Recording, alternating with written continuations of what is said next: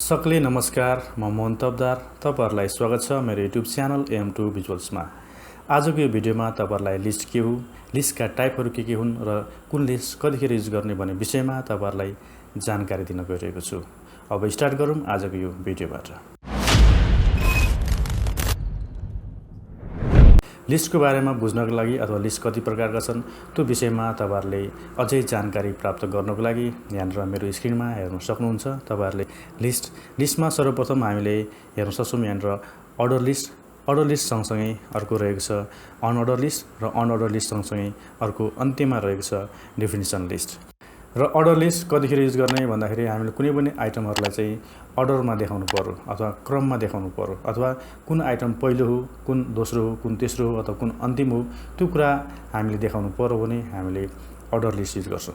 अनअर्डर list हामीले कतिखेर use गर्छौं त भन्दाखेरि जहाँनिर क्रमको आवश्यकता पर्दैन अथवा कुन आइटम पहिलो हो, दोस्रो हो अथवा अन्तिम हो त्यो कुरा हामीले देखाउनु पर्दैन भने हामीले अनअर्डर लिस्ट युज गर्न सक्छौं। त्यसपछि अर्को रहेको छ डेफिनिसन लिस्ट। डेफिनिसन लिस्ट हामीले कतिखेर युज गर्न सक्छौं त भन्दाखेरि जतिखेर हामीले एउटा आइटम दिन्छौं र त्यो आइटमलाई पनि हामीले त्यो सँगसँगै त्यसको डिस्क्रिप्सन अथवा त्यसको बारेमा अझै जानकारी हामीले दिनु पर्यो भने हामीले डेफिनिसन लिस्ट दिन सक्छौं। त्यसपछि अर्डर लिस्ट के हो यसको विस्तृत रूपमा जानकारी प्राप्त गर्नको लागि तपाईहरुले यहाँनिर हेर्न सक्नुहुन्छ अर्डर लिस्ट। अर्डर लिस्टलाई हामीले एउटा लिस्ट अफ फ्रुट्स को एउटा उदाहरण दिइरहेको छु। लिस्ट अफ फ्रुटमा हामीले हेर्न सक्छौं सर्वप्रथम रहेको छ यहाँनिर एप्पल, त्यसपछि म्याङ्गो, त्यसपछि बनाना।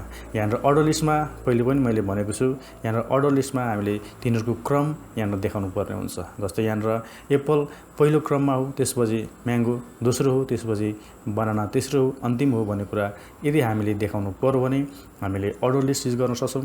र अर्डर लिस्टको अर्को किसिममा पनि हामीले यसरी देखाउन सक्छौं। जस्तै यहाँनिर ए मा एप्पल, बी मा म्याङ्गो, त्यसपछि सी मा बनाना, त्यसपछि अझै अर्को तरिकाले पनि हामीले अर्डर यहाँनिर लेख्न सक्छौं। यहाँनिर रोमन संख्यामा यहाँनिर I, double I, triple I, त्यसपछि फेरि पनि यहाँनिर हामीले यहाँनिर जस्तै स्मल एबीसी छ भने यसलाई हामीले अर्को तरिकाले यहाँनिर तिनीहरुको क्रमलाई हामीले क्यापिटल एबीसी मा देखाउन सक्छौं। र यो कुरालाई तपाईहरुले प्र्याक्टिकली कसरी हेर्ने, कसरी गर्ने अथवा कुन ट्यागहरु हामीले युज गर्ने भन्ने विषयमा यहाँनिर प्र्याक्टिकली देखाउन गइरहेको छु। र अर्डर लिस्टको प्र्याक्टिकल देखाउनको लागि यहाँनिर मैले एउटा आईडी ओपन गरेको छु र त्यो सँगसँगै यहाँनिर तपाईहरुले हेर्न सक्नुहुन्छ यहाँनिर एउटा ब्राउजर ओपन गरेको छु।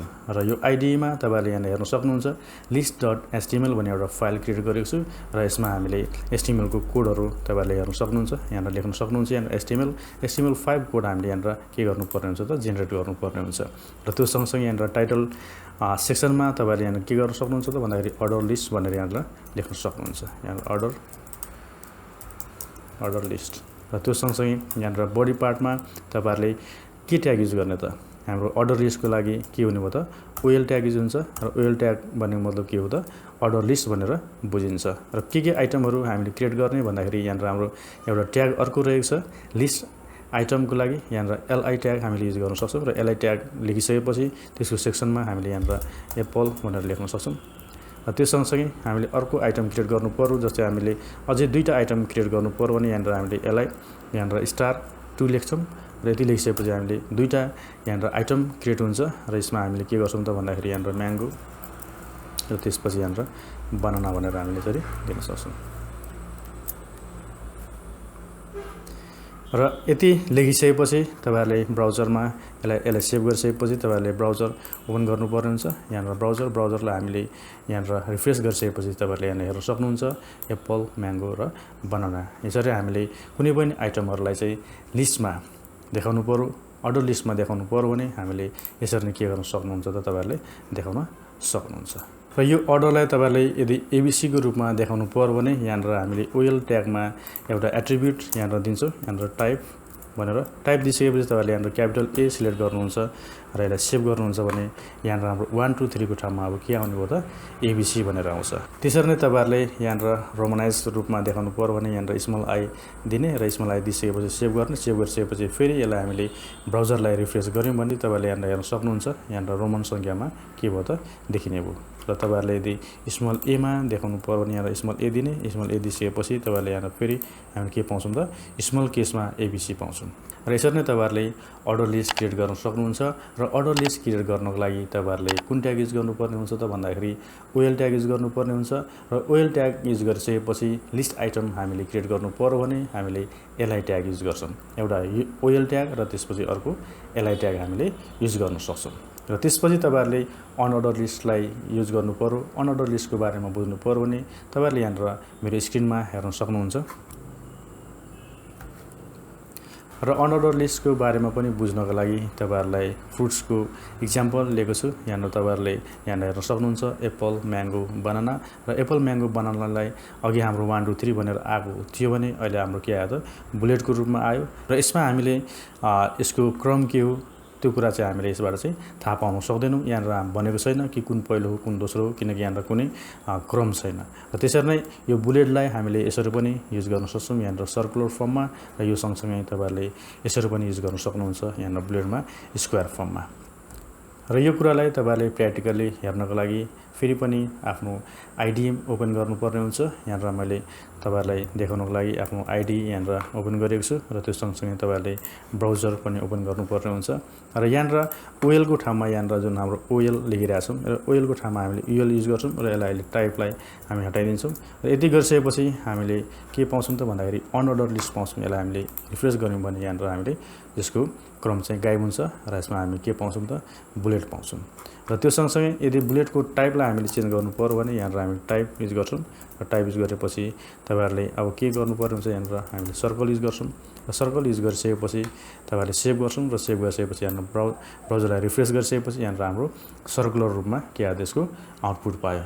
र त्यसपछि तपाईँहरूले यहाँनिर सर्कलको ठाउँमा स्क्वायर लेख्नुभयो भने यसरी स्क्वायर र सेभ गर्नुहुन्छ। र सेभ गरेपछि फेरि यसलाई हामी रिफ्रेस गर्यौँ भने यसरी हामीले स्क्वायरमा के पाउँछौँ त बुलेट पाउँछौँ। र यसरी नै तपाईँहरूले अनअर्डर लिस्टलाई युज गर्न सक्नुहुन्छ।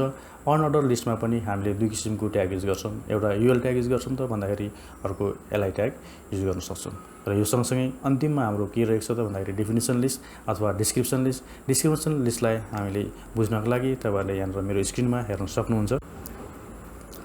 डेफिनेसन लिस्टमा दुईवटा पार्ट हुन्छ, एउटा आइटम हुन्छ भने अर्को डिस्क्रिप्सन हुन्छ। यहाँनिर तपाईँहरूले यहाँनिर इक्जाम्पलको रूपमा हेर्न सक्नुहुन्छ। यहाँनिर लिस्ट अफ क्यापिटलमा सर्वप्रथम यहाँनिर हेर्न सक्नुहुन्छ एउटा आइटम के रहेको छ त भन्दाखेरि काठमाडौँ। र यसको डिस्क्रिप्सन के हो भन्दाखेरि यो क्यापिटल अफ नेपाल हो भन्दाखेरि काठमाडौँलाई हामीले यसरी डिस्क्राइब गर्न सक्छौँ।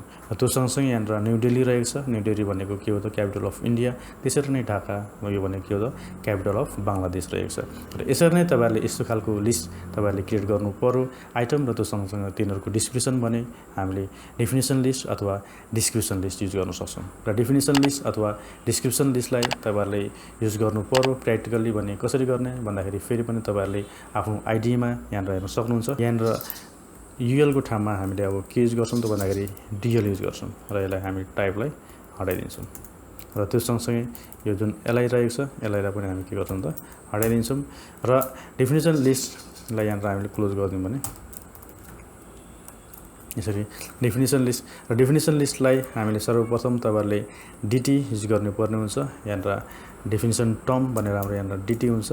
र डिटी लेखिसकेपछि हामीले यसभित्र के गर्छौँ त यसरी काठमाडौँ भनेर लेख्छौँ। र काठमाडौँलाई हामीले डिस्क्राइब गर्नु पर्यो भने यहाँनिर हामीले डिटी युज गर्छौँ।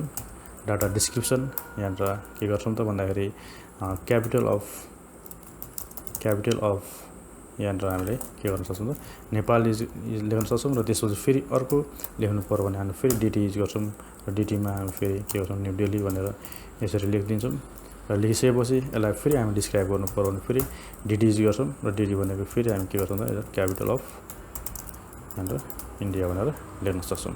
र यति लेखिसकेपछि तपाईँहरूले यसलाई सेभ गर्नुहुन्छ। र सेभ गरिसकेपछि यसलाई हामीले ब्राउजरमा गएर रिफ्रेस गर्छौँ भने हामीले यसरी पाउन सक्छौँ यहाँनिर काठमाडौँ, त्यसपछि यसरी त्यसको डिस्क्रिप्सन अनि फेरि अर्को आइटममा न्यू दिल्ली, त्यसपछि फेरि तिनीहरूको डिस्क्रिप्सन।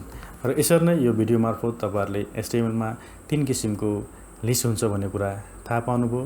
एउटा अर्डर लिस्ट, त्यसपछि अर्को अनअर्डर लिस्ट र त्यसपछि अर्को डेफिनेसन लिस्ट। र तिनीहरूलाई कसरी क्रिएट गर्ने भन्ने विषयमा पनि तपाईँहरूले थाहा पाउनुभयो। हस्त धन्यवाद।